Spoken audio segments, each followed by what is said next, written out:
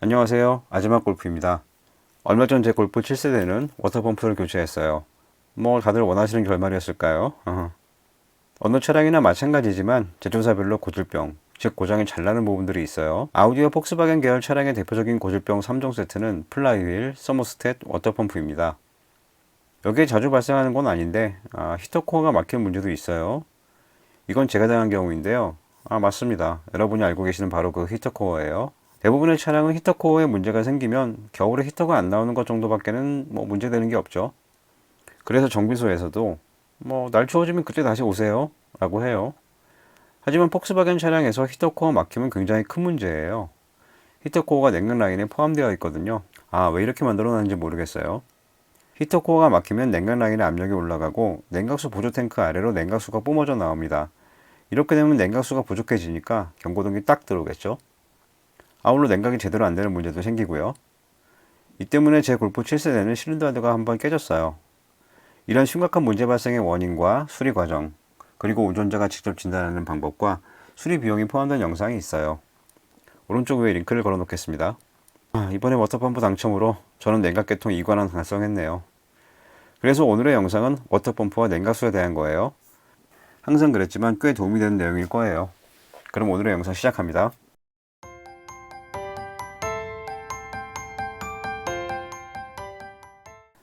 맞아요. 이렇게 워터펌프의 품질이 개판이면 개선을 해야 하는 거 아닌가 라는 생각이 들 거예요. 물론 폭스바겐도 워터펌프를 개선하긴 했어요. 2014년 이후 골프 7세대의 EA288 2.0 TDI 엔진은 유로6 대형이죠. 기존 유로5 대형인 EA189 엔진에서 몇 가지 사항이 변경되었어요. 가장 큰 것은 순행식 인터쿨러와 가변형 워터펌프죠.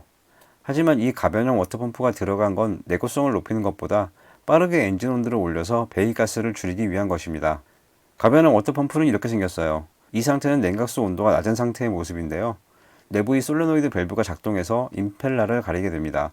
그래서 낮은 온도의 냉각수가 순환되지 않아서 빠르게 엔진의 온도가 올라가게 되는 거죠. 모든 자동차는 엔진 온도가 올라가야 설계된 배기가스 수치를 만족시키니까요. 그리고 냉각수 온도가 적당히 올라가면 밸브가 풀리고 임펠러를 통해서 냉각수가 순환됩니다. 이것 때문에 겨울에 히터도 좀 빨리 나온다고는 하는데 꼭 그런 것 같지는 않아요. 문제는 솔레노이드 밸브에 문제가 생겨서 흔히 고착이라 부르는데요. 임펠러가 가려진 상태로 멈춰버리면 당연히 냉각수 순환이 안 되겠죠. 이 상태가 계속되면 냉각수 온도 게이지가 올라가게 됩니다. 제 차가 바로 이런 경우였어요. 이건 제 차에 있던 워터펌프인데요. 이미지를 잘 보시면 임펠러가 완전히 가려진 게 아니라 일부분이 살짝 열려 있죠. 저 틈으로 냉각수가 조금씩 순환돼서 냉각수 온도가 100도를 넘어가지는 않았어요. 물론 냉각수 온도가 90도가 넘어가면 바로 차를 세우고 견인을 하는 것이 정석입니다.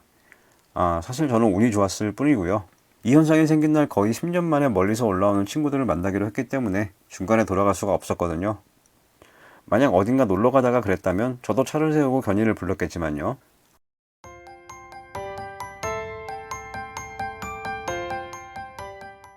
뭔가 제목이 이상하죠? 가변형 워터펌프의 내구성 문제에 대한 개선품은 서드파티 회사가 만들었어요. 바로 가변 기능이 삭제된 워터펌프죠. 아마 사진으로 보시면 확실히 차이를 아실 거예요. 어느 쪽이 서드파티가 만든 워터펌프인지 확실히 보이죠? 가변 기능이 삭제되었으니 솔레노이드 밸브도 없고 밸브 문제로 냉각수가 순환되지 않는 상황은 아예 생기지 않습니다. 그런데 이거 써도 될까요? 누군가는 가변 기능이 삭제된 제품은 사용하면 안 된다고 얘기하는데 꼭 그렇지는 않습니다. 문제라고 해봐야 낮은 기온에서 냉각수 온도가 조금 더디게 올라가고 히터가 따뜻해지는데 시간이 더 걸린다는 것밖에 없어요. 아시는 분은 아시겠지만 워터펌프와 타이밍 교체 비용이 상당히 저렴한 정비소들이 있어요. 이런 곳은 서드파티 개선형, 말이 좀 이상하기는 한데 솔레노이드 밸브가 없는 제품을 사용하는 경우가 많습니다. 여기서 문제가 끝나면 얼마나 좋을까요? 아직 안 끝났어요. 서드파티가 만든 가변 기능 없는 워터펌프도 문제가 있습니다.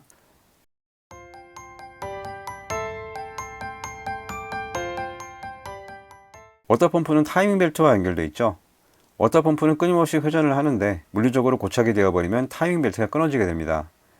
이렇게 되면 피스톤이 실린더 헤드를 때리면서 흡기나 배기 밸브가 휘어져 버리거나 피스톤에 상처가 생기는 등 어떤 문제가 발생할지 알 수가 없습니다.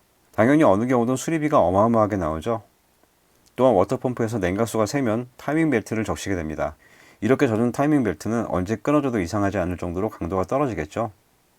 흔히 워터펌프를 루스로 교체하면서 타이밍 벨트와 겉 벨트를 함께 교환하는 경우가 많죠. 같이 작업을 하면 공임을 아낄 수 있다는 장점과 함께 이런 여러 가지 문제가 복합적으로 얽혀 있으니까 함께 교체를 해버리는 것이 속편합니다.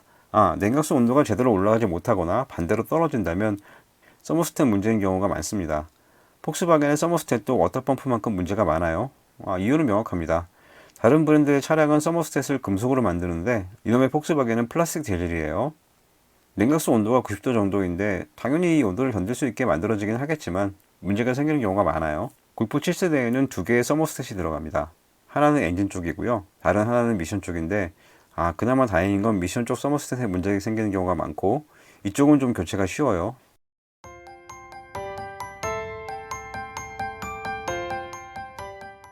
역시나 제목 보고 좀 이상하다 싶은 분도 계실 거예요. 냉각수는 물과 부동액이 섞여 있는 것이죠. 부동액은 말 그대로 물의 어느 점을 낮춰서 냉각계통의 동파를 방지합니다. 그런데 부동액의 역할이 이게 끝이 아니에요. 끓는 점도 조절해주죠. 보통 물은 100도에서 끓는데 부동액이 섞이면 110도가 넘어도 끓지 않습니다. 또한 물이 흐르면 거품이 발생하는데 이 거품이 냉각계통의 파이프 손상을 초래해요. 뭔 개소리냐 싶으시겠죠? 하지만 오래전 공기방울 세탁기를 떠올려 보시면 어느 정도 답이 나오죠. 아울러 냉각계통의 부식을 막아주는 방청제도 들어있어요. 흔히 냉각수는 부음물이 없거나 색이 변하지 않으면 교체할 필요가 없다고들 하지만 사실은 그렇지 않아요. 이런 방청 역할과 거품 방지 기능은 첨가물에 의한 작용인데 이 첨가물이 제 역할을 하지 못하면 교체가 필요합니다. 아울러 부동액은 규격이 있는데 G11과 12는 에틸렌 글리콜, G13은 프로필렌 글리콜이 주성분입니다. 골프 7세대는 G13 규격의 부동액을 사용하죠.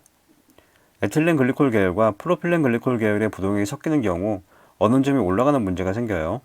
워터펌프가 교체되면서 냉각수도 교체가 되었는데 정비소에 G13 규격 인형을 물었더니 냉각수 브랜드를 말씀하시더라고요. 왠지 못 믿어서 비중계를 구매해 어느 점을 테스트해 볼 예정입니다. 이것도 한번 영상으로 만들어 볼게요. 오늘의 영상은 여기까지입니다. 앞으로 더 재미있고 유익한 영상으로 찾아뵙겠습니다. 지금까지 아재맥 골프였습니다. 감사합니다.